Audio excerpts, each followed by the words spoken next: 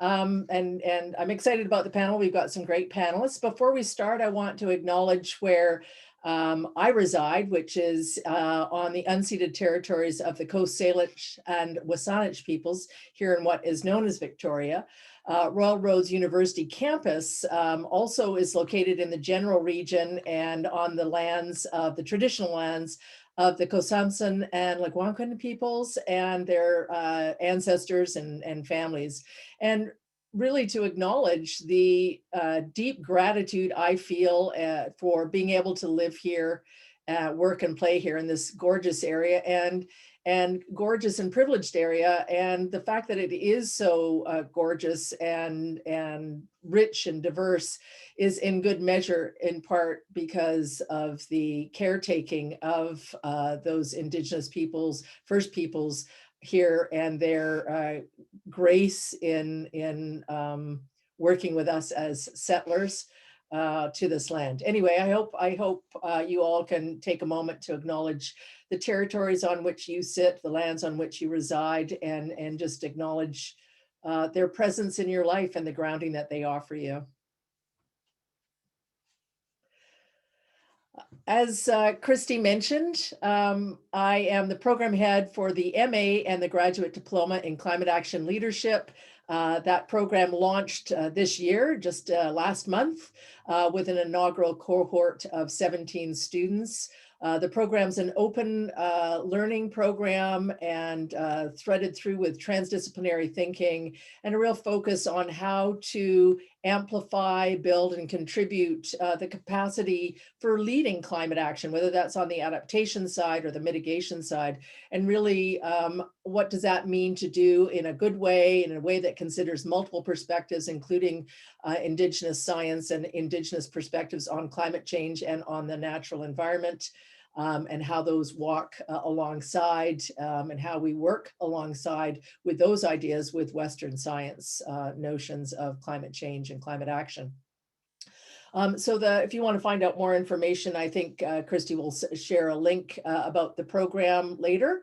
But that's really the context for which these webinars are happening. And the webinar today is, as you know, focused on policy and this idea that somehow we need leaders, whether they are formal leaders, informal leaders in government, in the private sector or the public sector, to have a grasp of policy, what it means, what policy work means, and how to strategically engage with policy, whether it's in the creation or the application of policy, to really build climate actions that are equitable, that reflect social justice mentality, and that move us forward to a climate resilient and climate just world where we have healthy ecosystems and healthy people and communities. So this is the focus of today's conversation. I'm very pleased to say that we've got some great panelists here today to talk to you and with you about the policy conversation. I'll allow them to introduce themselves, but we have Beth Gibbons, who's the director of the American Society of Adaptation Professionals. We have Kyla Milne, who's a manager of climate adaptation at Nova Scotia Environment with the government. Dr. Deb Morrison, who's an educator, a learning scientist, and climate empowerment expert. Teika Newton, who is does domestic policy manager and membership with the Climate Action Network here in Canada. And Graeme Reid, who's a senior policy advisor with the Assembly of First Nations. So we're going to start this webinar with each of the panelists offering about 5 minutes of thinking around the question of first of all, their connection to the topic about policy and climate change, and then, what really prompted them to focus their work or focus some of their work in this area around policy and climate action, and just sort of frame out who they are as change makers. So they'll each do about a 5-minute presentation. Then we'll have a discussion for about half an hour, guided by some questions that the panelists have already reviewed. And then we'll open it up for question and answers to open up that discussion to include all of you in that discussion in a more active way. So I'm going to launch in with inviting Deb Morrison to launch us off with her response to that question about how are you a change maker, what brought you to this work, and why policy work. Deb? Thank you. So I think that I stumbled into this space is possibly the best way to say it. I currently am an elected official out here in the Gulf Islands. I'm the chair of the Trust Policy Committee and a trustee for North Pender Island for the Islands Trust. But well before I got involved in the Islands Trust, I've been engaged with climate change education policy and learning more broadly at all different scales throughout the United States government, through into the UN. And I think one of the things that got me deeply involved in this kind of space is a growing sense of understanding and awareness about my responsibilities to community, to place, to peoples who are here now, who have lived here since time immemorial, and to peoples who are going to be here in the future. And possibly sort of most central for me, which seems weird since I'm in such a people-centered world these days, was actually my responsibility to the environment and the non-human, companions and entities that we live with and that we exist with and we depend on deeply. So in thinking about policy work, really trying to get into understanding what do we need to do to be brave, to be justice-centered for all of those to whom we are responsible, and what is it that stops people from being brave in those spaces has been essentially a lifelong inquiry for me. And so personally, I felt like I couldn't ask people to do things that I couldn't do myself. So I felt the need to actually try to work through it and do what was possible to help guide others to figure out how to do those things too. So I think I'll leave it there for now, but that's sort of the gist of what got me into this work. So a little bit of a reluctant policymaker in many ways, but more because I feel like policy is just the rule book. And if we didn't like the rule book, we need to change it. So. Great, thank you, Deb.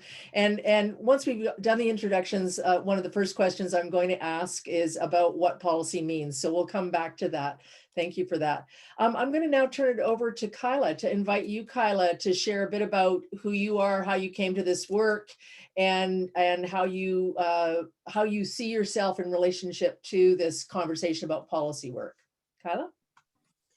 Thank you so much, Robin. And I really would echo Deb as well. I mean, I never set out with a very direct path that I'm going to do policy work or that I'm necessarily going to work in government. It was not really something that was on my radar, even when I was doing my undergraduate degree.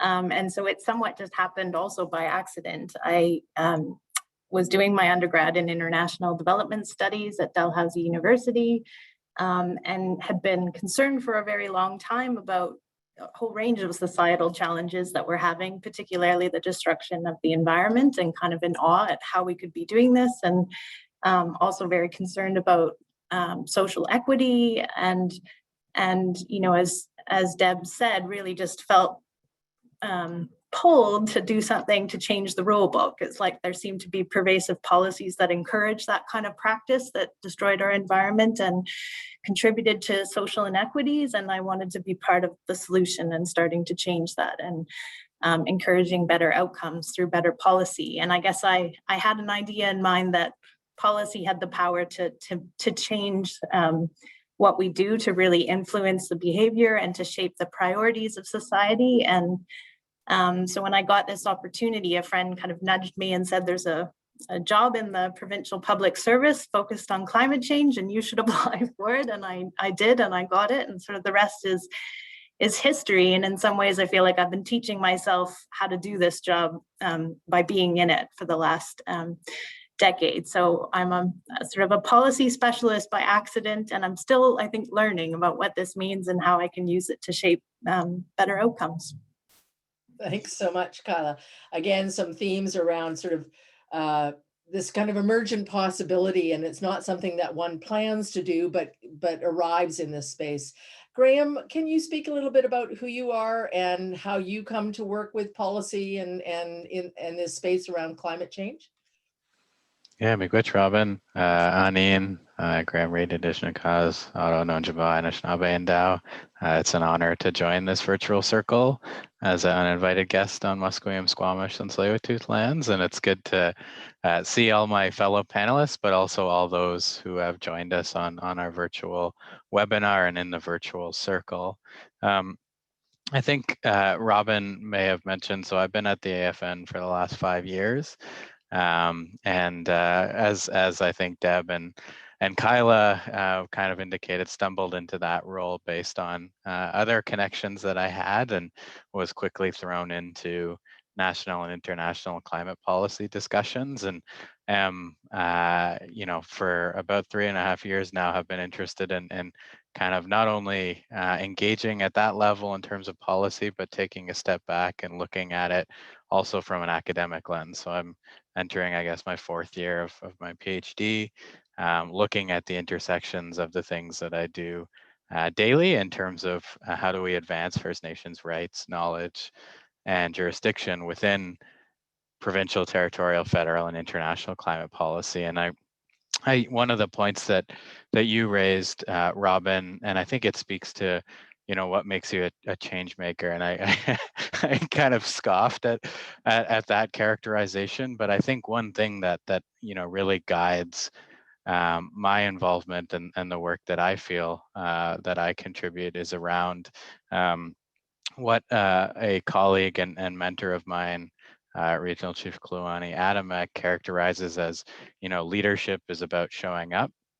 And I see our work in this context showing up, you know, not only for our families, our friends, our communities, our nations, but also showing up, and Deb, you know, characterized this well, for those our non-human relatives, the lands, waters, airs, and ice around us, but then also our future little ones, and that notion of intergenerational responsibility that I think all of us have. And you know, within kind of Anishinaabe context, there's that chain linking, you know, our past 3 ancestors and our future 3, our, I guess, our great grandchildren. And I think it's important to maintain that sort of thinking within these spaces, and how we bring that mentality towards policy itself. I guess we'll get into a little bit later. So miigwech, and look forward to interacting with all of you. Thank you so much, Graeme. And again, you pointed out yourself these echoes around responsibility and bringing in that sense of not just immediate responsibility, but transgenerational, multi-generational responsibilities. So thank you for that. I'm going to turn it now to you, Beth, to speak a bit about who you are and how you come to this work and its relationship to the climate action work that you're doing. Yeah, thanks so much, Robin. I really appreciate the introductions that others have given. I'm Beth Gibbons. I'm the Executive Director at the American Society of Adaptation Professionals. Today, I'm sitting on the contemporary and ancestral lands of the Anishinaabe, the 3 Fires people, who are the Ottawa, the Ojibwa, the Potawatomi, and land of the Wyandot. Today, it's called Ypsilanti, Michigan. And I think I'll start some with my role at ASAP and where policy is part of that, and then speak to where policy has been important for me in the work that I've been doing on climate adaptation and resilience in a binational and really a multinational sense across the Great Lakes region, as we've engaged US policy, state policy, and tribal policy too. At ASAP, we are focused on connecting and supporting climate adaptation professionals to advance innovation and excellence in the adaptation field. And we work across North America. And so we have members who are throughout the United States, Canada, Mexico, and the Caribbean. And in that work, we really think about the way in which the connections and support which we provide to adaptation professionals can bring forward a more just and equitable adaptation practice. When we think about ASAP, we think about it as having 2 core pillars. And you can learn about ASAP's programs and kind of what those look like out in the world and on our website. But in our pillars are that we are a network and that our systems change is field building. And as a network, we really focus on 5 principles of reciprocity, trust, something for everyone, not everything for everyone, member leadership, and open access. And those kind of become our inside, like the internal policies that we expect members to uphold. It's the contract that we write to one another when you join this network, is that you're not coming for transactional opportunity, but you're coming to really give something from yourself and to be vulnerable, to be sharing, and that you see that like in participating in this network, it is not just for your personal gain, but by sharing your knowledge, you build together resources that are then turned over and open access to everybody who might need them. And then we also use systems change, and I'll just introduce this briefly because it's kind of underlies why we get into policy.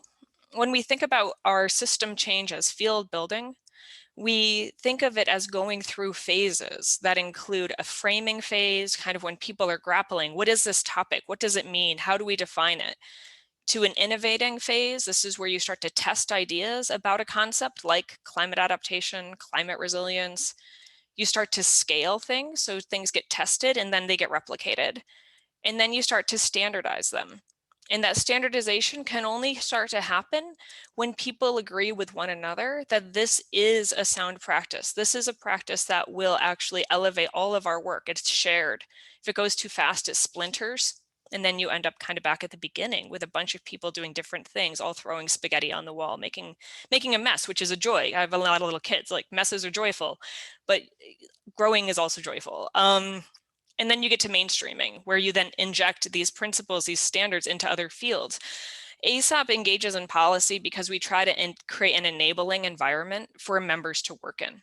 And we have had policy committees over time, and we have not had them. Basically for the last 2 years, we didn't have a policy committee.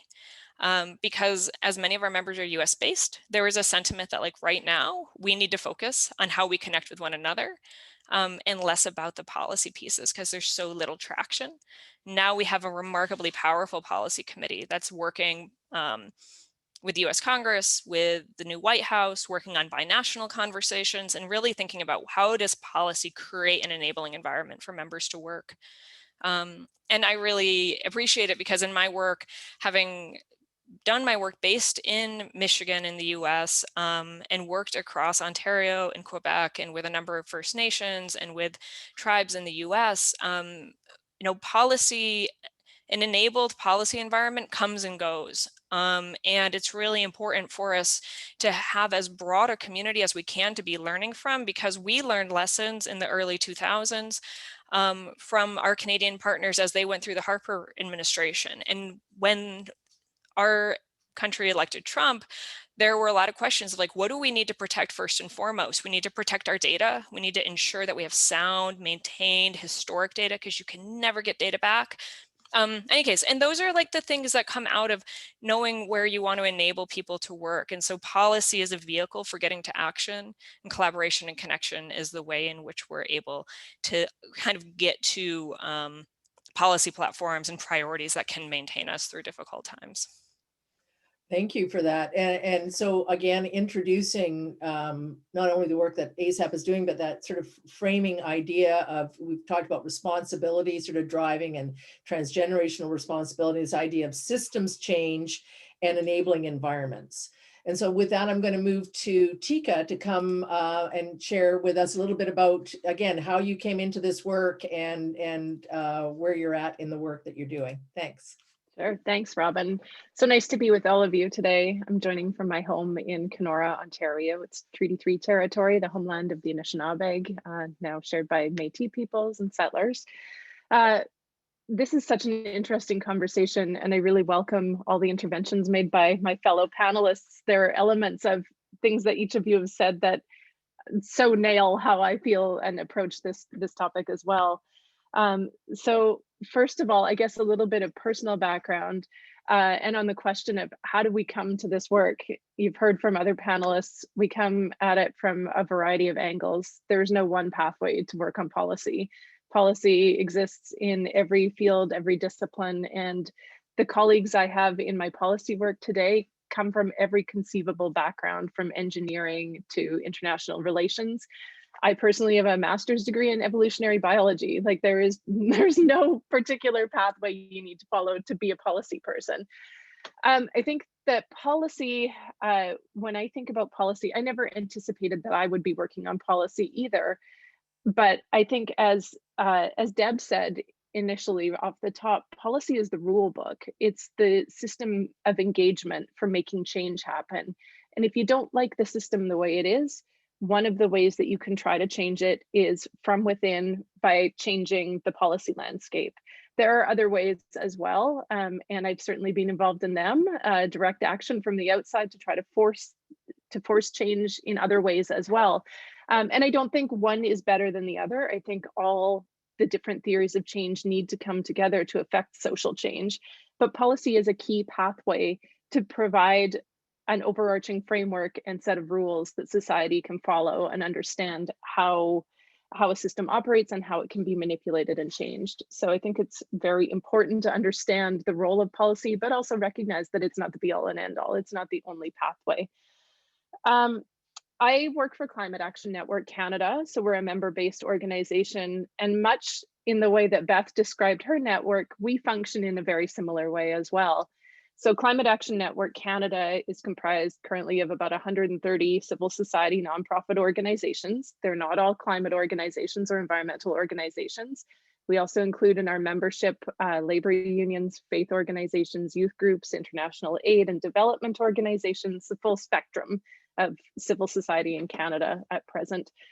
We work on a theory of change that involves not just seizing those policy windows that Beth spoke about, but building relationships of trust among civil society actors, and that anchors action for climate justice.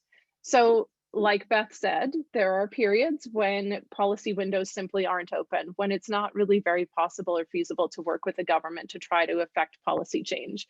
These are really important moments for building a movement, though, for building relationships and for building that knowledge base, the expertise, building trust among the different characters that need to be at the table to try to affect policy change when that window opens. So we at Climate Action Network recognize that policy isn't divorced from the society in which it operates. And so we pull in diverse civil society voices that help us to inform robust, enduring, and meaningful climate policies. And we use a wide range of tactics, strategies, and approaches. Our network really does encompass that full range of people working across the policy and action spectrum. So it's not just policy people, although Climate Action Network Canada, as a secretariat, as our small staff of 10, is often recognized as being a policy shop, but that's not all we do. We do a lot of relationship building, and our members are involved in every possible facet of climate action. So I think maybe I can leave it there, but we can get into a little bit more discussion about the details of what policy is and isn't, I guess, in future questions. Thanks, Robin. Thank you, Teika. And again, a great segue. So I'm just going to summarize all those great introductions, and I'm not going to do them justice, but just some of the core ideas that stood out to me.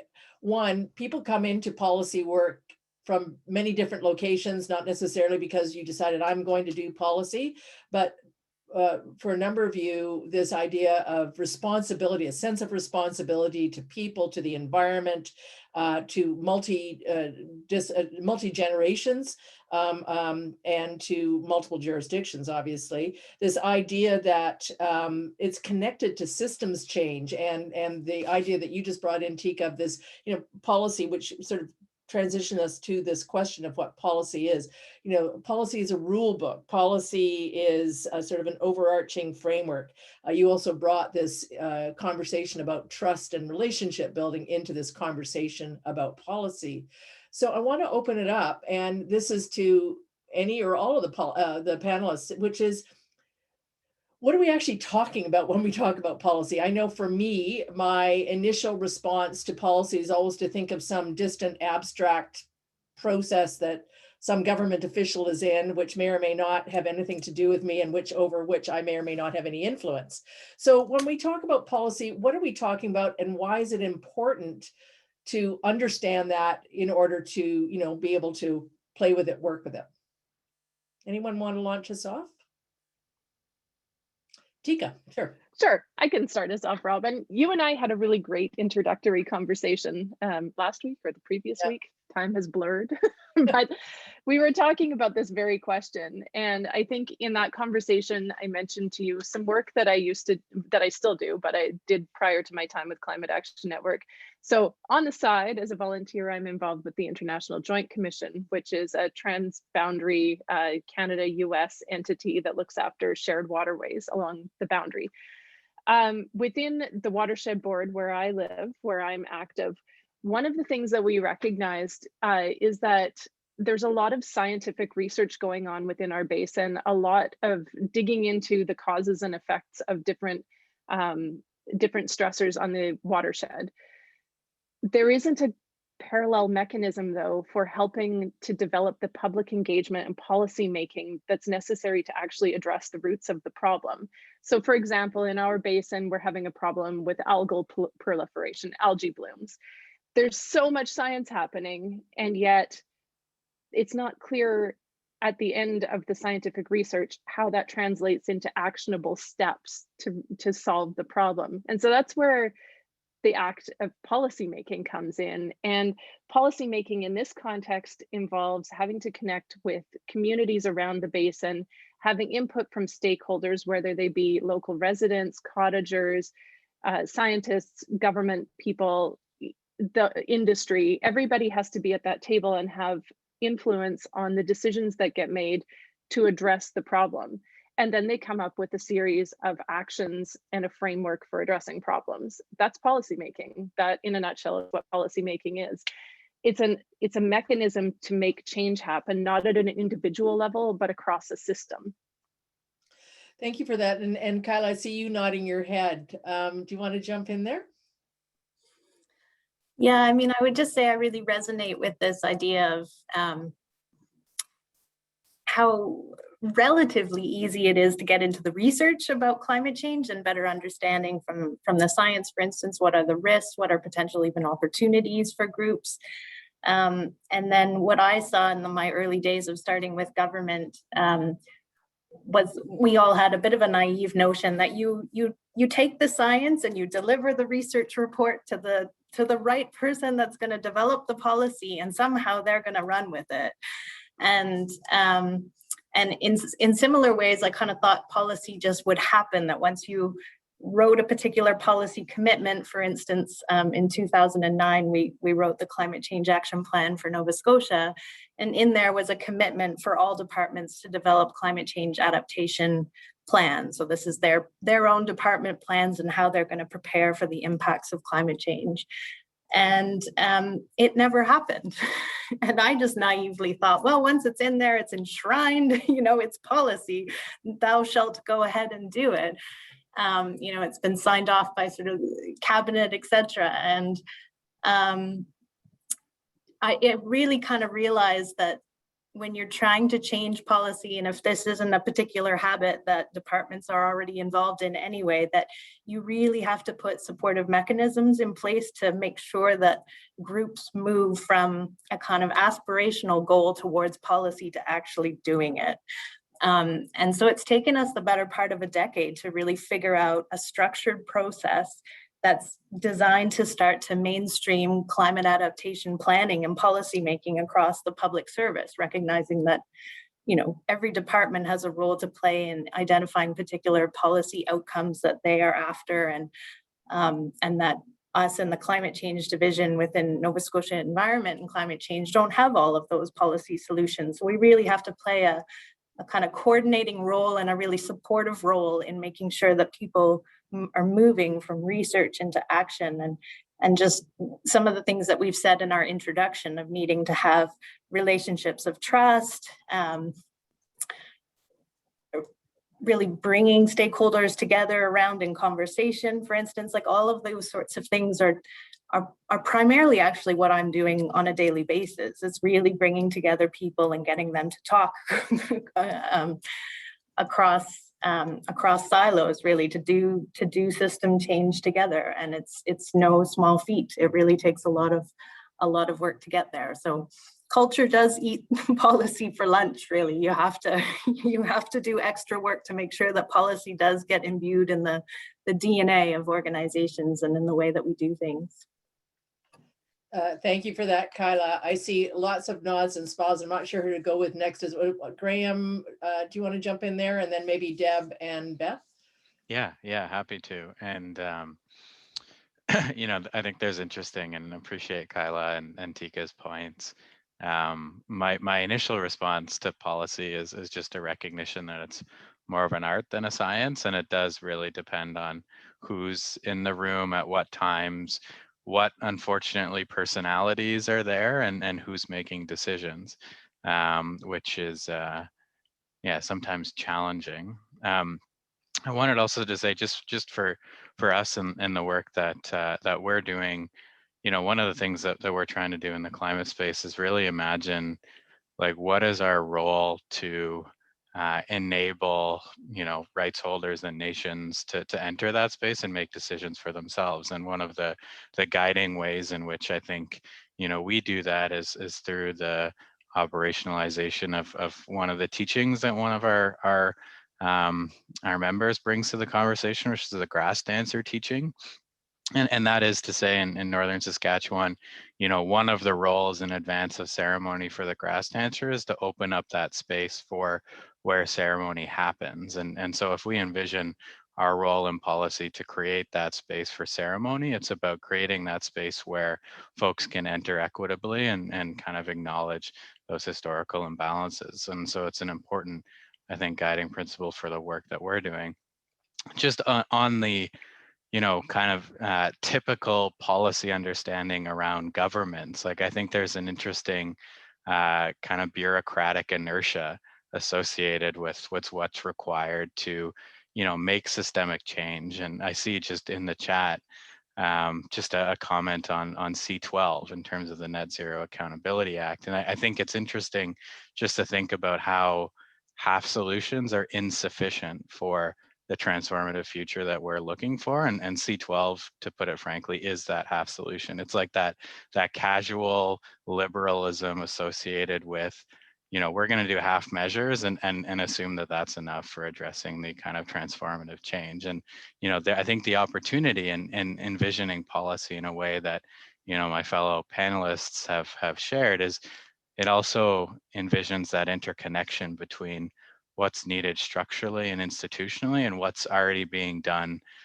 by folks on the ground, by our land defenders, by our water defenders, by our folks, standing up for the protection of the environment, waters, et cetera.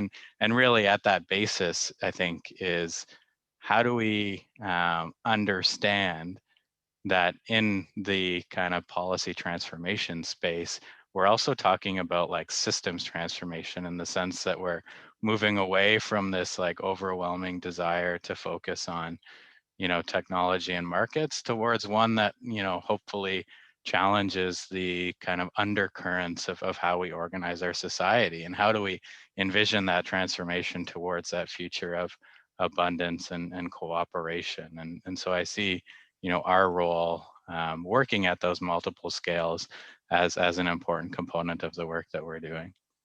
Yeah, it really shifts the conversation, as you say, into this systems change that was mentioned earlier. Beth, I think you brought that in.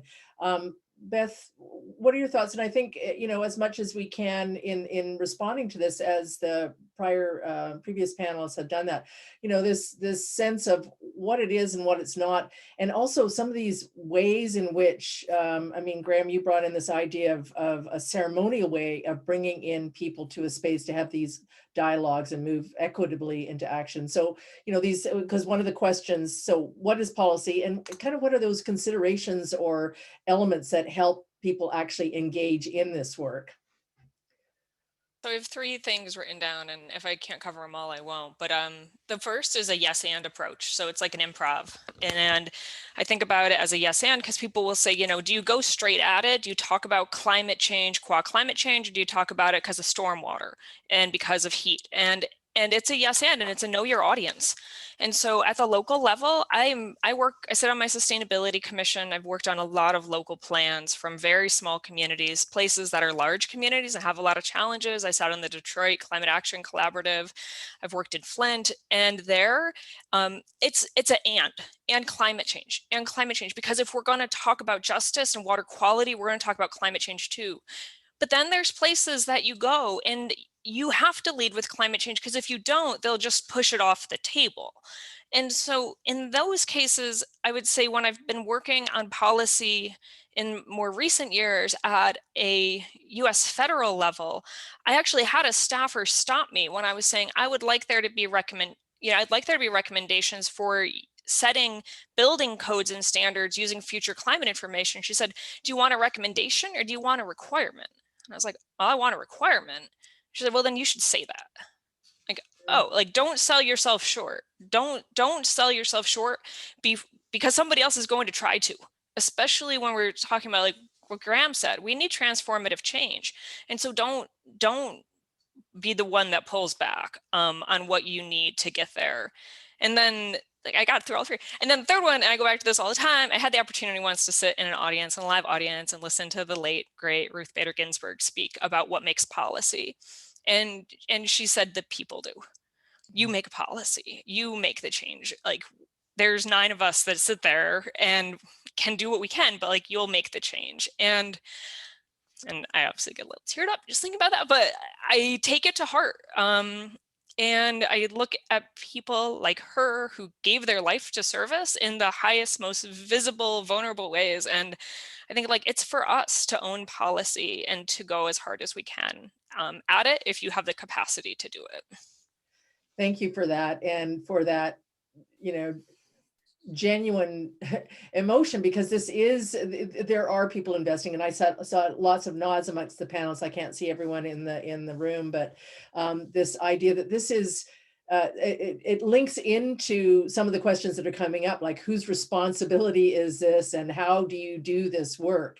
And so I just want to acknowledge that space, this sort of transformational space, this idea that policy work looks like it's not just a document. It looks like things in action on the ground, as you were saying, Teika and Kyla. Just policy is not enough. This idea of creating spaces and acknowledging ways in which we bring people to the table in truly equitable ways with this transformative thing, that it is everyone's responsibility. And with that, I want to turn it over to you, Deb, to take us further with those thoughts. Yeah, for sure. And thanks so much to all the panelists. It's great to hear these perspectives, because I think I operate quite often, especially in the US space, I operate quite often in spaces where this is not the norm of how people are necessarily framing policy work in terms of deep responsibility. So I think I would add a key piece to the what is policy. As has been alluded to here, you need to have an idea as you engage in policy, like what is it that you seek to change, right? We want transformative change from what to what, for what purpose? And thinking about that, you also have to do something really intentional that Graeme alluded to, which is this idea that like, who's at the table and who's not at the table, and why is that problematic for what solutions are offered forward on what needs to change and how it needs to change. And so an example of that is in thinking about building climate knowledge and resilience plans in a given community. If you're not drawing on all forms of science, not just Western Eurocentric science, but all forms of science, then you're limited in what kinds of values are underpinning the work that you're using to inform your solutions. And those values are really critical, because values like thinking about non-human responsibility is a value that's not necessarily engaged when you think about economic exploitive models of policy development. And so you really need to consider whose values are being centered in the policy and why, and like make those things really explicit. To to get at that, like, I think one of the things that we're all alluding to is you have to be in relationship with people. You can't just kind of parachute into a space necessarily and have the same types of capacities in a policy space that you might need. And I think, Beth, you named it as, you know, you have to know your audience. So you have to work with people who know your audience if you are coming into a new space, or you have to just work to build those networks and relationships in ways that are really going to be productive to do that bigger effort that you're doing. And so it is about showing up. It's about showing up in all the 10,000 little places to be able to know, like, what's the next thing that needs to be done? Who's the, like, you know, hindrance in this space to get this done? How can I actually be authentically real with them so they understand the concerns and they can hear what needs to be done and they feel my responsibility? So, like, that type of relationship building is critical, I think, to understanding. And I think that gets to what Beth was naming as, like, policy is about people. It's about, like, understanding who we are in relation to each other and who we want to be, right? And so, and really trying to own that relationship.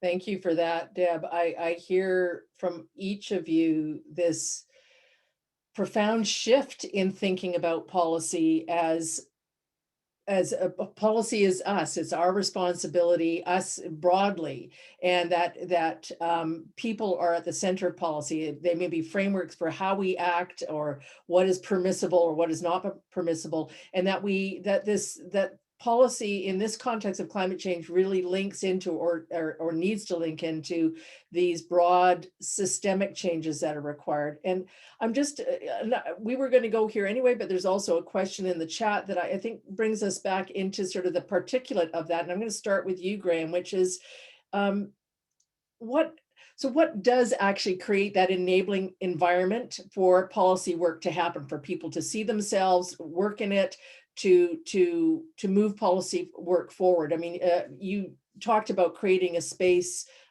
through ceremony, but if we can talk a bit, each of us, about what are those ways in which we can do this policy work and support support that policy work having an equitable and just participation, bringing in multiple rights holders and stakeholders into that. And if you can draw on some of the examples of the work that you've done, so that we can start saying, how do we do this work on the ground, whether you're in government or whether you're in a community or the Islands Trust or in an association or etc. So Graeme, what creates an enabling environment, and what are some examples of that? Yeah, appreciate that, and appreciate following Deb, as I think she raised, like, really important points with respect to that, especially just around the, like, power imbalance associated with the kind of broad policy conversation, which is to say, the majority of people that participate are those that have the time, resources, and capacity to do so. And so, like, an important starting point to your question, Robin, is acknowledging that, you know, if we're seeking to create equitable spaces for participation, we need to address those questions of time, capacity, and resources. And part of that, I think, is thinking about, you know, just the overwhelming privilege associated with participating within our democracy, both on the lens of, you know, participating substantively within policy, but also just participating within, you know, the kind of democratic process that we're all accustomed to. And I think it's important to acknowledge that there are examples of how to do this in a way that supports, you know, people with experience. And you know, picking up on Deb's point, I think lived experience is an important, realization in what can be valued and what can enter these conversations. And so we've seen, for example, two examples that come to mind. One is in the preparatory work for the new Impact Assessment Act, which was fairly controversial. The way in which the federal government supported Indigenous communities to participate was actually giving them resources. And the result of that was the disproportionate participation of Indigenous peoples. Out of, you know, thousands of submissions, Indigenous peoples made up the vast majority. And we see that, you know, there's an opportunity, given the space and resources required, to do that. The other, part that comes to mind is examples like citizens' assemblies and the work that, for example, Mass LBP is doing, which really is about like, how do we appropriately sample and support the kind of representativeness of our population in a given area. And that is to say that, it's not just, and I love using this example because the most politically active person I know is my nan, because she's retired and she has time to write letters. And the unfortunate reality is the most of us don't have that time to do that. And the advantage of a citizens' assembly or other kind of participatory democracy initiatives is that you really acknowledge that, first that our given locality is diverse, and part of the essential role in making sure that there is participation is ensuring that we have representation from all of those different areas. The other component of that is that there's a wide swath of time that supports, just building capacity for citizens to understand the complexity and nuance of the individual situation. And it's not that, folks have less or more ability to grasp and make informed decisions. It's a recognition that there are other things going on in our lives, and with having that sort of focused intervention, we see that that there's very informative and thoughtful recommendations at the end of that process. And I think for me that just signals that this is not necessarily a question of a capacity. It's really about how do we support them in doing that. The final thing, and I know I've gone on a little bit too long, that I just wanted to reiterate is that that importance of just acknowledging the kind of embedded privilege and kind of structural exclusion within the policy sphere currently. And, I think the point that Beth raised was really important in, we need to acknowledge that climate is not necessarily the starting conversation for everybody.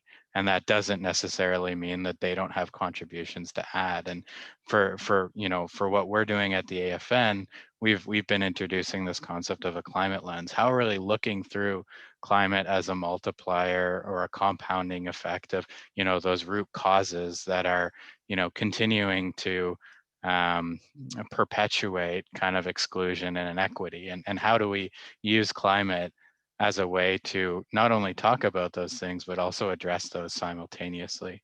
And, I think that's an important kind of recognition for the tendency of, climate and environmental conversations to be, of one genre and one of concern, right? And that speaks to, how do we get out of the mentality that, environmentalism is for one group of people, and really that, all of us exercise relationships with the world around us, and about, prioritizing and supporting that is an important work that we can do.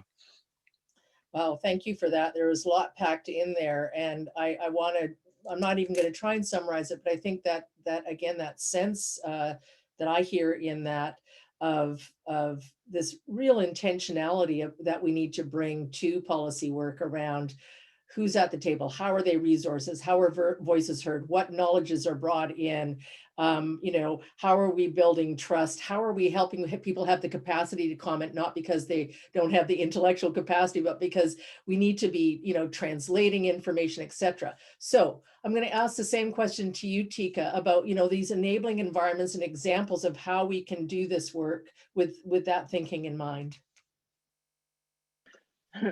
I could sit here and listen to Graeme speak all day. Graeme, you shared so many of the same thoughts that I have had about answering this question.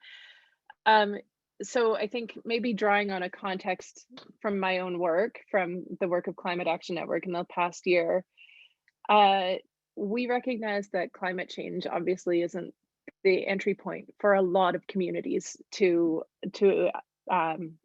talk about the issues that are relevant to them. So there are a lot of different social justice issues that really predominate in the lives of people across the country, whether that's income inequality, racism, systemic racism, gender bias, all sorts of things that can make People feel that they don't have the time, energy, capacity, resources, knowledge, opportunity to engage in climate. But in fact, when they're working on any one of those issues, they're also contributing to making change on the climate file. And the reason for that is that all of these problems intrinsically are related to structural deficits. They're related to a problem in the system as a whole. Climate change isn't a problem that exists in isolation. It's a problem that exists because of the type of system that we have built that is reliant on fossil fuels, that privileges fossil fuels as an energy source. But it also has economic components. It has components of racial privilege. It has all sorts of other pieces that are embedded within it. And addressing any one of them helps to propel change across all the others. So last year, when the COVID-19 crisis hit, we had started out the year, we'd started out 2020 with these grand ambitions. 2020 was going to be the decade of change and of transformation. We're on the pathway to 2030. The Intergovernmental Panel on Climate Change put out the special report on 1.5 in 2018 and told us we had 12 years to basically have the world's global emissions.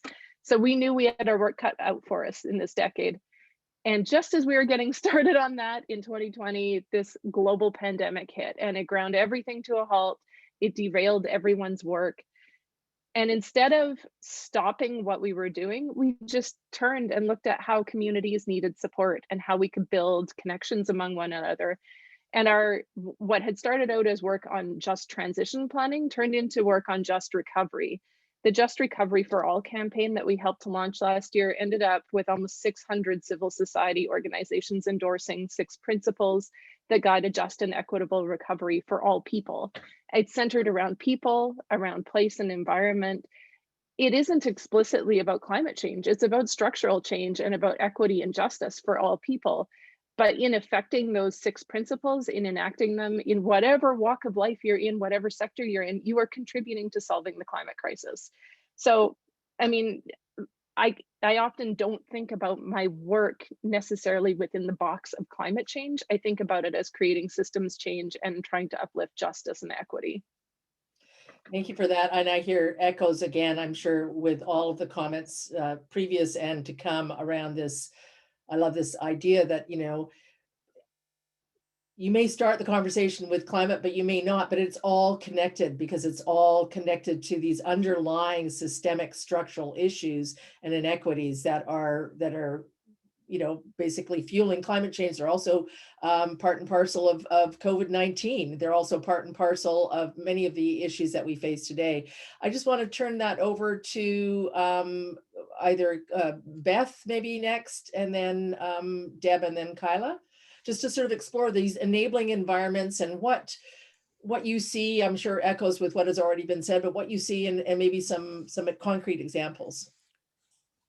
So my work and my expertise is really on climate change adaptation or climate resilience, less on climate action broadly. I would say the pandemic has been a great lesson for me in that I think to move our work more wholly, we need a more connected climate community across adaptation and mitigation. I've been remarking that there was nobody during the pandemic that was wondering if we should be buying PPE and respirators. Like, we're doing treatment and we're doing prevention simultaneously. Being a divided field or movement is unhelpful, I think, for all of us. I say that. My experience is doing adaptation, so I'll talk about that.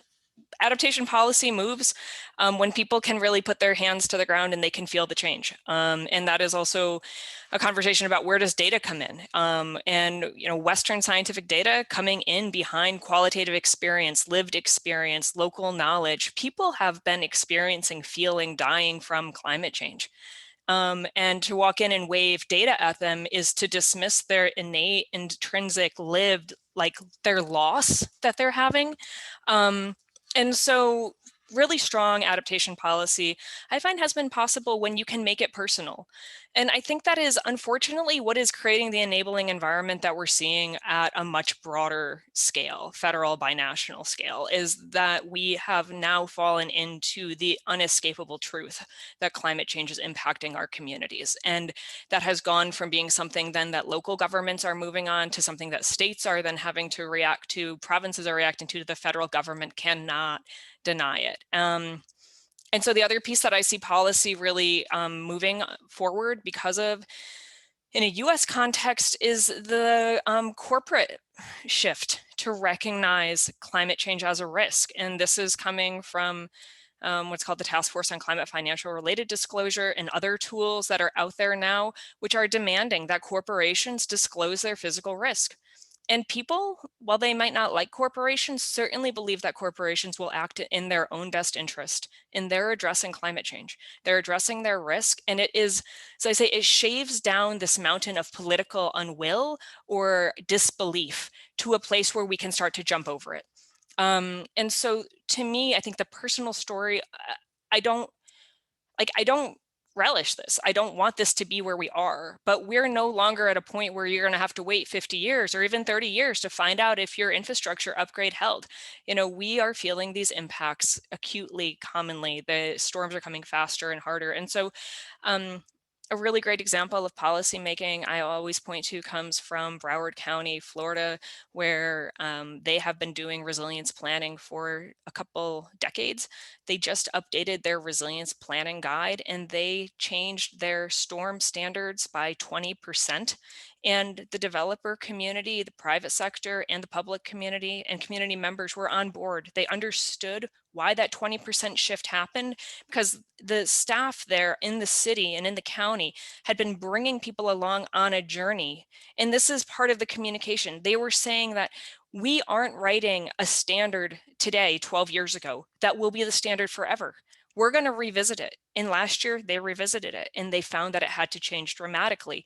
But they had initiated an idea and a culture that resilience planning is iterative. It is not a one and done. And so I think that speaks to also a question that came up early in the chat of how do we get people to follow and respect policy? It's beginning an idea that this is iterative, this is continuous, this is not one and done. And in order for us to be able to address climate impacts, we have to kind of come back to that and help people to be on a journey with us, because we will continue having to make these updates, unfortunately. Oh, you're muted, Robin. Thanks. I was just going to say, Beth, thank you for that. And again, that idea coming back into the earlier question around what policy is, that it is iterative. And this, I think you referred to, Kyla, as well. It's not a one and done. A policy brushed off, change happens. That it's an iterative process that has to adapt, but it's also an iterative process that is adapting not only to the context, say the environment and increased extreme weather events, but also the political policy environment and the economic environment, and that there are different entry points. You were mentioning corporations, and many corporations coming into the work of climate action, whatever that looks like, because it means something to them now. It means something to their bottom line. I want to come back to you, Deb, and talk about enabling environments and some concrete examples building on what has already been said.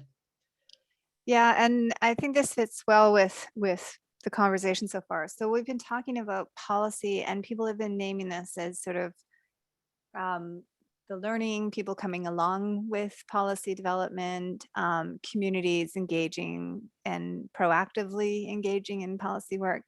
And what is coming out of this is this idea that learning is happening all across the system. So for instance, I know in Teika's work that there is extensive learning going on right now in Canada. And I think you have one of 4 McConnell grants right now that are really addressing issues of policy development for policymakers, right? So like learning about climate change, learning about what is possible, right? From many different perspectives. And I think that's something that we really need to name explicitly, is the idea that everyone in the system needs to learn, because everything in the system is changing. And it's not just that we need to learn about climate change.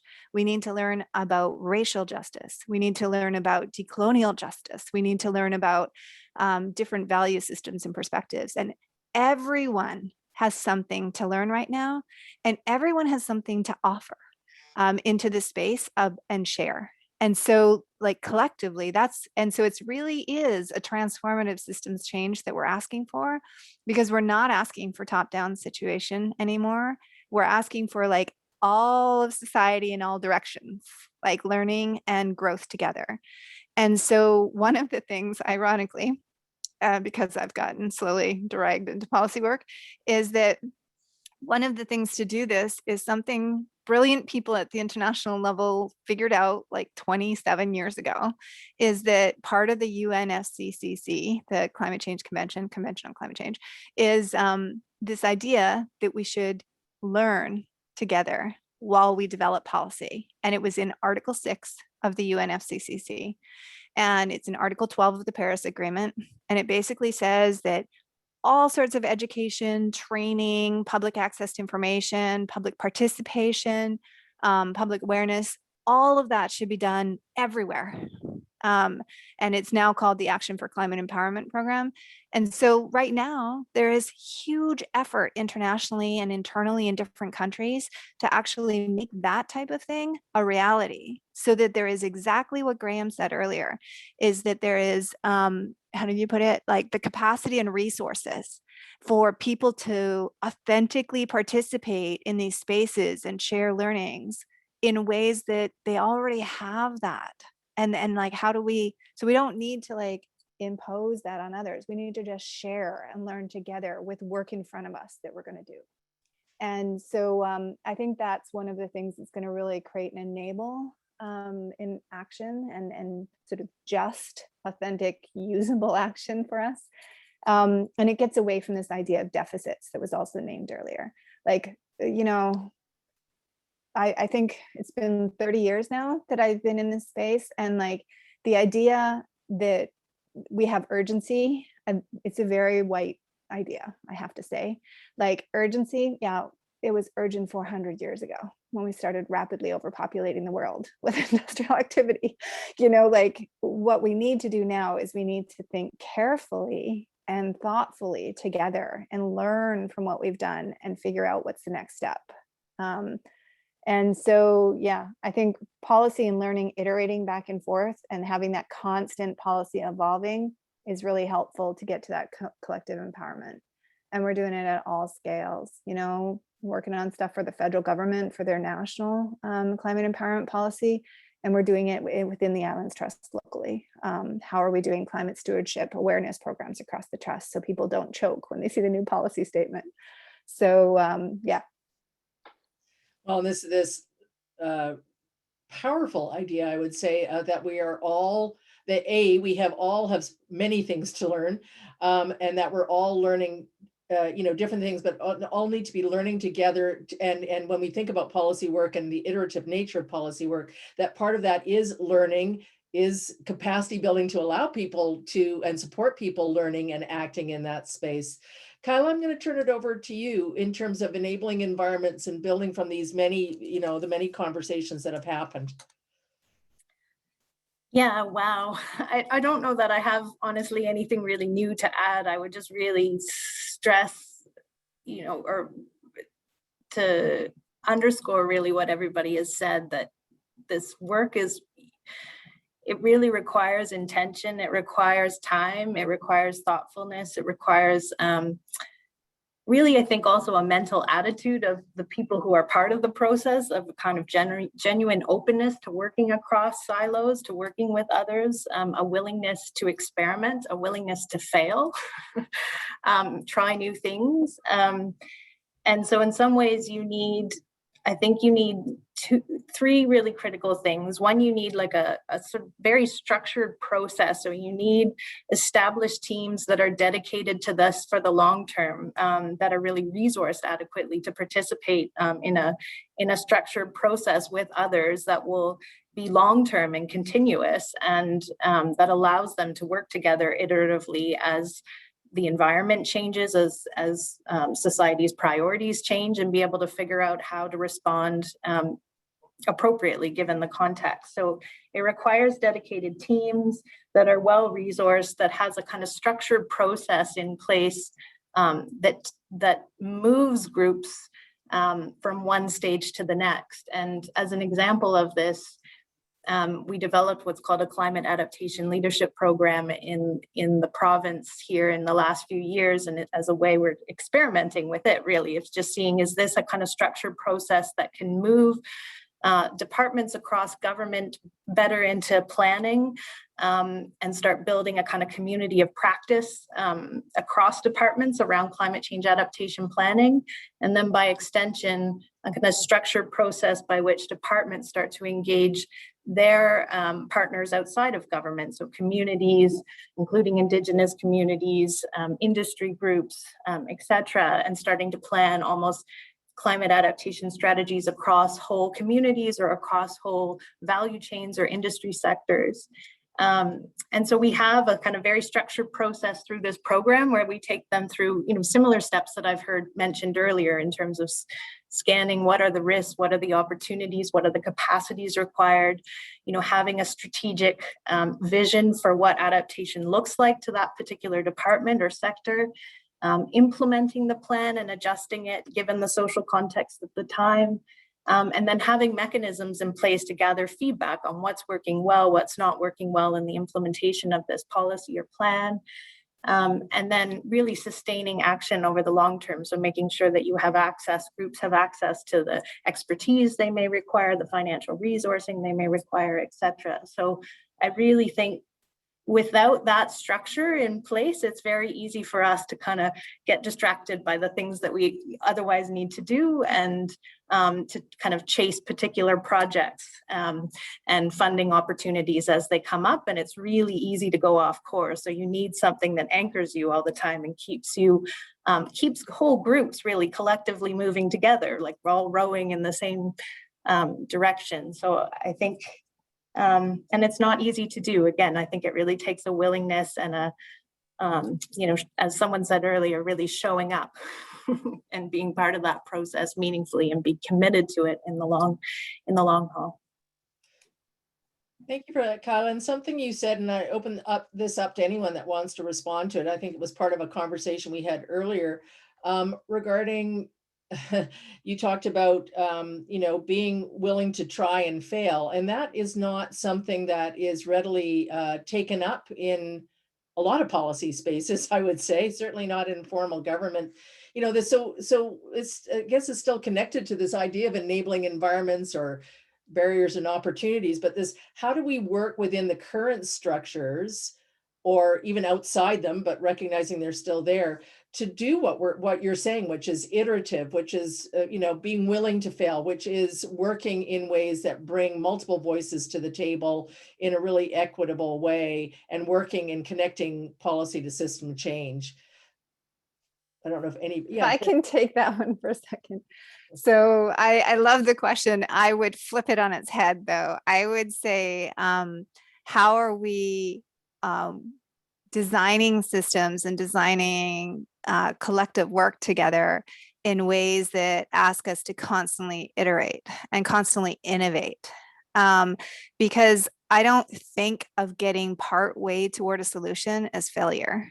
And, trying to always, it's that there's an adage of something about like the perfect being the enemy of the good, or that idea. And we want to make sure that we're holding particular principles in the middle. I would argue that's more critical than finding the perfect solution as we move forward. If we're truly holding this idea that we are going to work together, then and what does together mean? Like, what does decision-making practices look like? What does conversation look like? What does the work look like? From a justice lens, then, we're going to kind of mess through it. We're going to wallow in the mud together, and we're going to figure out a way forward. And it won't look pretty, right? Because it will be a little chaotic. And so a really solid example of that is locally here. So I'm the North Pender trustee here. And one of the things that recently happened was past trust councils did status quo types things. Some of them were a little bit more innovative, but one of the things was the rules say you have to have subdivisions developed in particular ways. And I was like, why? Why do we need that? Why do we need to do it that way? Right?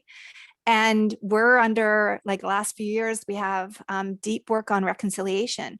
Well, that radically changes the ground that we're standing on when we think about those types of decisions.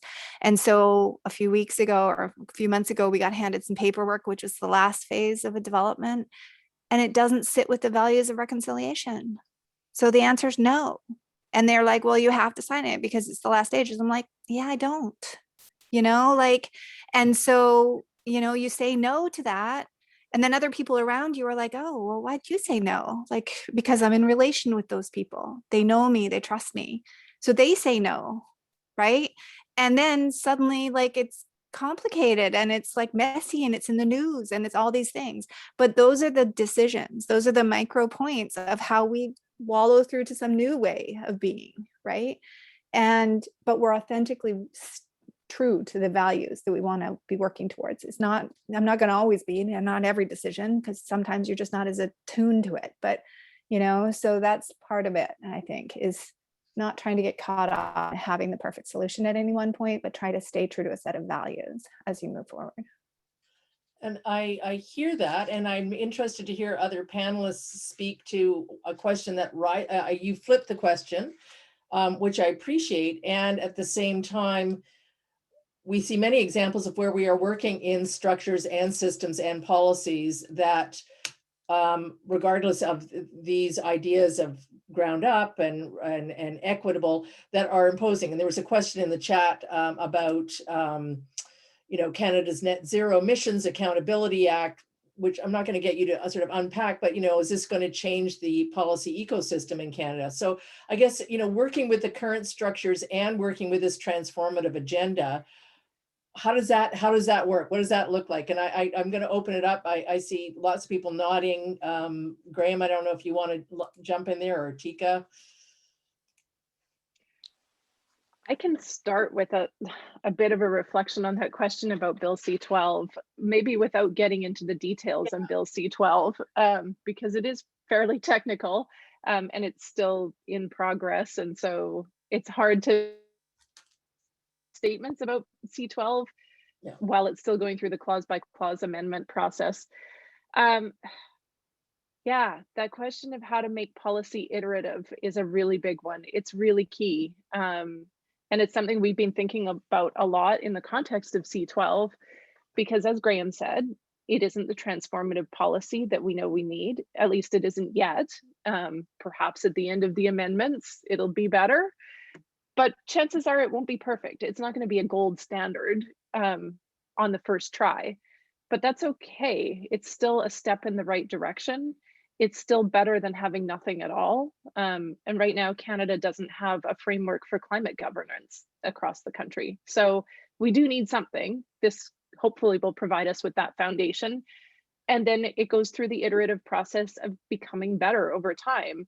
And that happens by bringing in more voices, more commentary, taking that time and careful thoughtfulness to amend the legislation, to put forward private members' bills, to do all the different parliamentary tools and techniques that are required to make policy change over the long term. So hopefully that happens with this particular piece of legislation. But on the question of, like, does any one piece of legislation change the entire policy landscape? Well, yes and no. Like, no one piece of legislation is going to be the be all and end all to change the entire system. But every single intervention does create a cascade of other changes.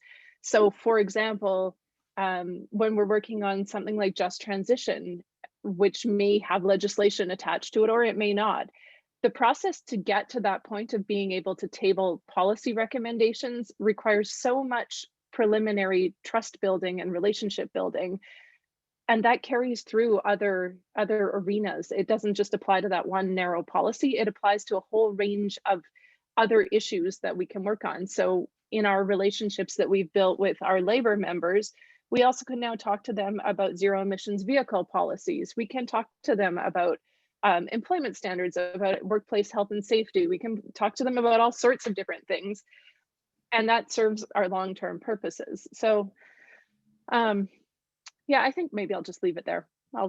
Yeah. Okay, but those intersections and iterative, Graeme, what are your thoughts? Yeah, I appreciate that. No, and I think Teika's points are really important. Like, as much as I criticize incrementalism, it does, represent a step forward in the future that I think all of us are wanting. I'm interested in picking up on Deb's point around the values associated with that future state, and I do think that there's a lot of uncertainty, for example, leading to net zero. But what's certain is that there are these characteristics and these kind of guiding, how would you say, kind of lights that help inform where do we want to go and what are the obligations that policymakers and others have in making decisions. And I think those are well articulated. It's not always incorporated in a meaningful way.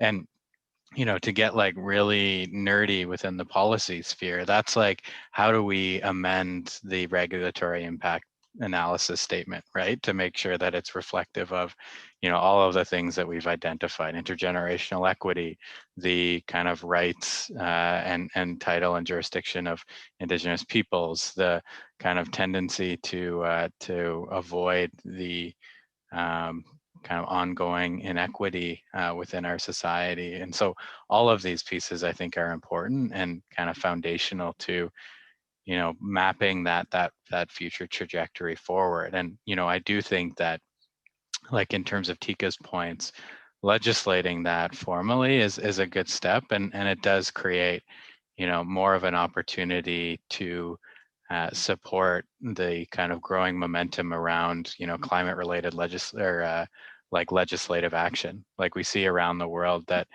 folks are now taking inaction on climate to court and really kind of creating those expectations legally for successive governments to take action.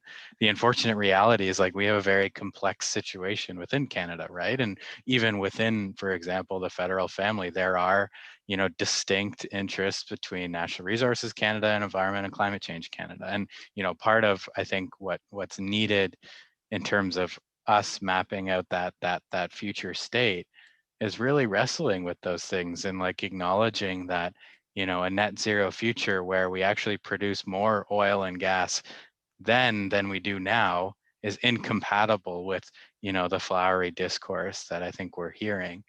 And I think that just speaks to Teika's points. It's, incrementalism is good, but when incrementalism is caveated with perpetuating the status quo, I think it's bad. And so we need, through that kind of rule setting or that framework setting, creating what that future state looks like and what are the obligations on all of us. One thing that I also want to say, and I think it's important to comment, is like the overwhelming tendency to individualize climate action needs to end. And, I think there's like an important kind of recognition that, yes, we can support, more people with living green and, addressing net zero emission vehicles and infrastructure. But at the same time, we need to acknowledge where are our major emissions and how do we address that, while at the same time just acknowledging that there is an infrastructure deficit across the country that needs to be simultaneously answered. So anyways, that was a little bit long-winded. I see Beth, you want to jump in, so I'm going to put it over to you. Thanks. So I think that I have some thoughts about how do you make policy iterative? And one thing I always like to do is like, look at what we have in front of us right now. A lot of policy is iterative. So we reauthorize bills all the time. Our spending bills get reauthorized. Here locally in the state of Michigan, cities are required to update their master plan every 6 years.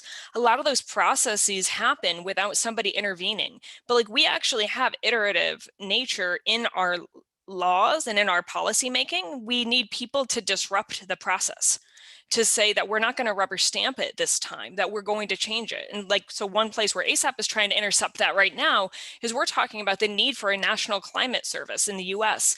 But what if we need a national climate assessment, like a real assessment of the resilience? But what if we reauthorized USGCRP's bill? What if we actually use what's there and change the nature of what we ask for from the National Climate Assessment to be an assessment of the state of adaptation and resilience? we can try other things too, but there are tools that exist that come around. And if we can grab them, we can use those to be that iteration that we need. And then I would say that's something that I'm seeing right now. There is a tension, right? Again, I'll talk about the National Climate Service concept. Some people are so tired because they feel like they've been trying to advocate for a National Climate Service since the 90s. And then you have new congressional staffers come in. They don't know why it failed before. We don't want to try that again. But like, newness is important. And I hear people who have done this work and they're tired and it's hard and they don't want to try the same thing again. And then you have a young staffer who's like, why don't we, park it at this, or create a coordinating body, or make a czar? And I think it's really important to look for that marriage between knowledge of what has and hasn't worked, but also hear enthusiasm and hear a person who is not yet scarred by the past to bring something really exciting forward. And so I guess I just put that out there in this theme of the way that we take our lessons, carry them forward, but stay open to testing kind of things that have failed before. And then one other note I just wanted to say, like, we talk a lot about, I worry a lot. And so now I'll just say it because I worry about it, abdication, allowing for the abdication of leadership from the government and from the public in general. We often are talking about new forms of financing and bringing in the private sector. And I even talked about the importance of TCFD and the corporate sector in their attention to this, but none of that, there is no sector that is responsible for the health and well-being of the people of our countries, except for the public. And we are part of that, but the federal and state, local governments cannot be allowed to abdicate their responsibility because somebody else will pay for it, because somebody else will lead it, somebody else will do it. Like, until we really sort out capitalism, like, that system will not serve people equitably and justly. And so we have to keep a focus on many actors may be here, but there is an actor that is responsible for the health and well-being of the people, and they need to be called to serve that responsibility. Yeah, a great call to action on multiple fronts. I'm conscious of time, and we've got about 7 minutes left, and I just want to share a few things that I've heard and then ask you sort of a final question. We've woven in the questions where we could from the audience already, but this will come back to one of them, which is, so some of the things that I've heard, that we've been talking about, what is policy? I mean, policy work is more than a document. It's work that happens on the ground. It's a way of framing what we do and how we behave. It's people. It's people doing things and people coming to agreements and people enacting those agreements, that it draws on multiple perspectives and multiple knowledges, that it needs to incorporate lived experience. It needs to incorporate the voices of those who are traditionally often not left or not part at the table, and not just at the table, but actually having a meaningful voice in the process. That there's this absolute intentionality that it requires to understand where power is, who has capacity and resources, and that some of that capacity building will include things like learning and supporting that learning and supporting people being able to bring their ideas and their passion and their understandings to the table and be able to give voice to that.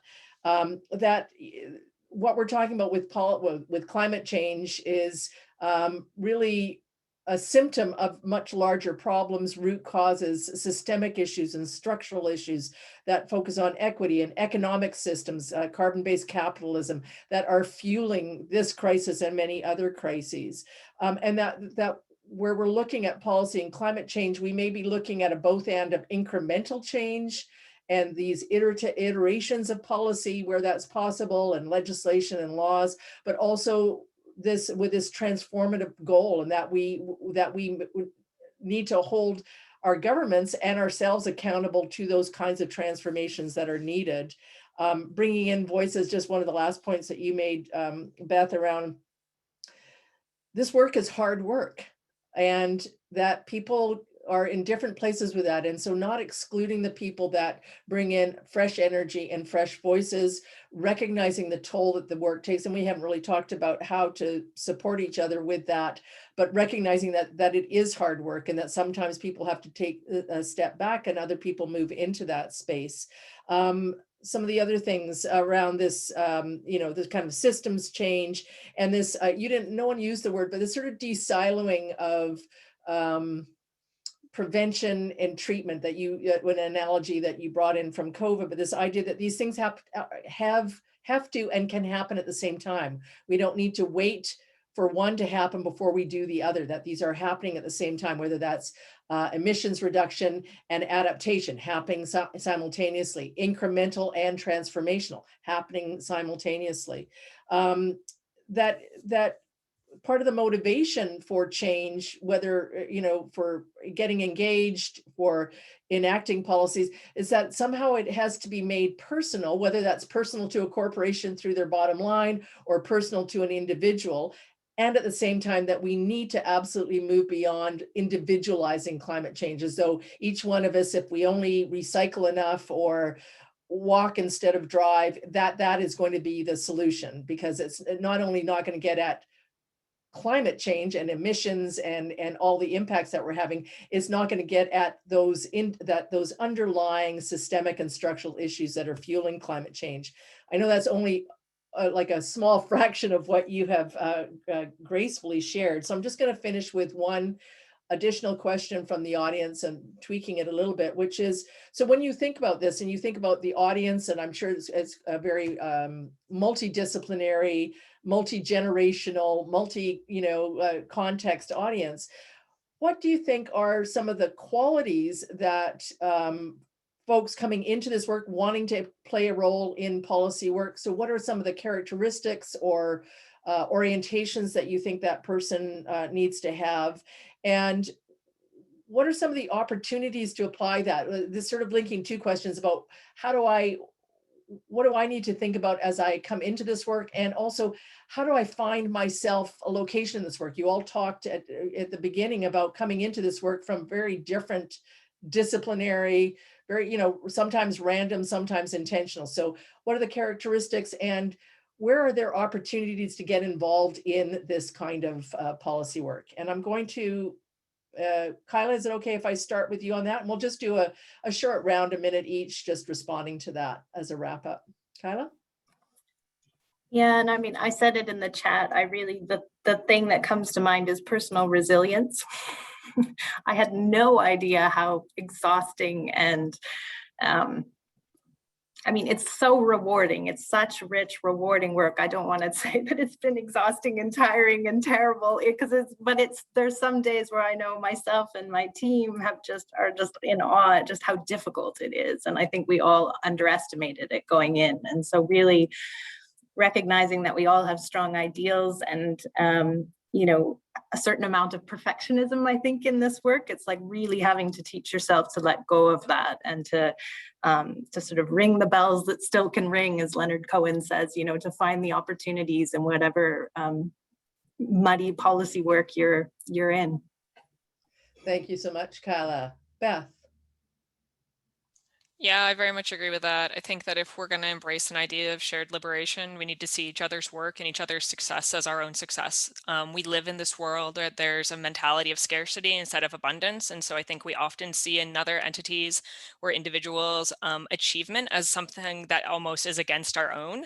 And there's a question like, do you need to set that table, or is somebody eating at a different table with the same topic already, right? Like, see each other's achievements, recognize them, celebrate them, and internalize them for yourself. Because it's hard. It is hard work. And so to do that work, you need to be a good listener. You need to be humble, but you have to be brave too. And they're a combination of things. A willingness to go into a fight. Like I said, don't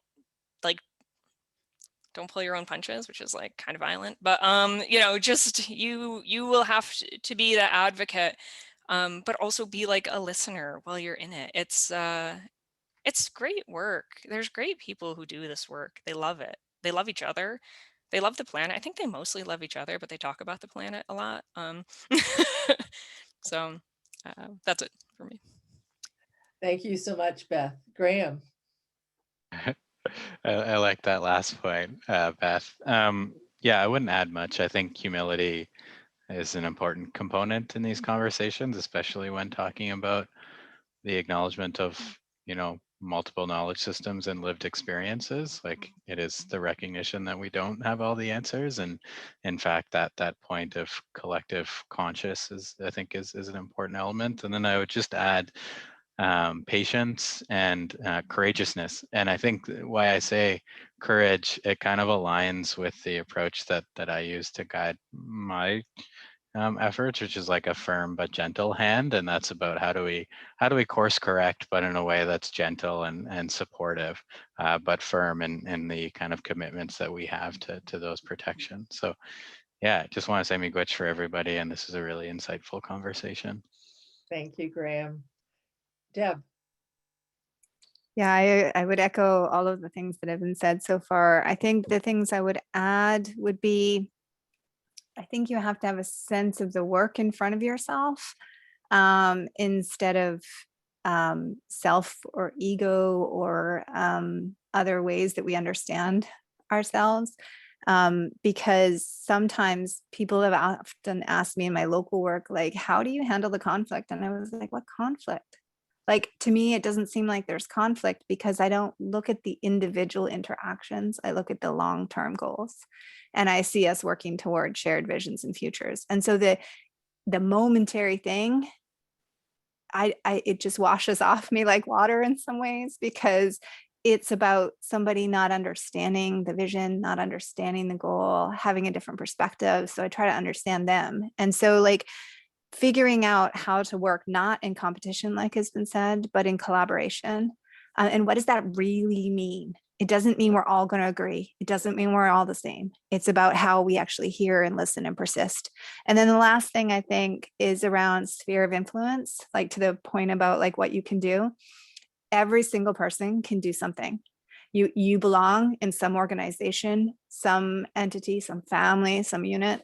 And every single one of those spheres that you operate in, those communities, have rules that govern them. Those are essentially policies. And the more that we start to understand and think about them that way, the more we understand we have agency to influence out further and further into our world. Thank you, Deb. Teika. Oh, there's so much wisdom on this panel. This has been such a great way to spend 90 minutes with really brilliant and thoughtful people.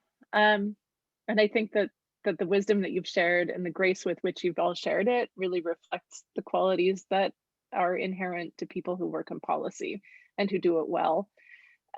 Policy people need to be good listeners. They need to be courageous. They need to be deeply compassionate and thoughtful of other people. That's part of the act of listening, is being able to empathize with another person, to see another person's point of view, the struggles they're facing, hurdles they're trying to overcome, and you try to meet them part way, even if they're like on the opposite side to what you're arguing for. There's got to be give and take. It's a diplomatic, relationship building, trust building exercise constantly to do policy work. There can be political partisan headwinds that you have to learn to navigate. And so there's as Graeme said, it's more of an art. It's a dance that you do, not a rigorous science. But I think, like, at the end of the day, the things that really define strong policy people are those who hold fast to a moral vision, like that have a strong moral core guiding what they're doing. For me, it's a deep, deep commitment to the place where I live. I love this place that nourishes and supports me, and I feel that I owe a reciprocal bond of stewardship to it. And that will always drive my work, no matter what. There are no barriers that get in my way when I am working in relationship with the place that sustains me. And so I think that it's that kind of deep commitment, compassion, and just having grace as you move through the world. I think that's what makes for good policy people. Thank you, Teika, and thank you all. As you've already said, a huge wisdom, and I know this conversation could absolutely go on longer, and we may need to reconvene at some point to carry the conversation on. Music to my ears, certainly, in terms of the emphasis on relationship and respect and compassion and courage and the willingness, the deep willingness to listen and to also to engage and to enter into this space in whatever ways you're able to, in whatever ways you can support other people engaging in this space in terms of supporting capacity and resourcing. And I think deeply resonant for me is pulling away from or bringing in this, as you said, I think the climate lens is a lens to look at many of these issues through. It's not an endpoint. And so this idea of systemic and transformational change and how policy can really, policy is a part of that and policy can support that, and that we all have a role to play in that. And I think that's such an important message. So to each and every one of you, to Kyla, Beth, Deb, Graeme, and Teika, thank you so much. Thank you all for participating in this. The recording will be available and we'll send it out an email letting you know when it's available. And take care, everybody. And yeah, be well. Thank you. Thank you. Robin.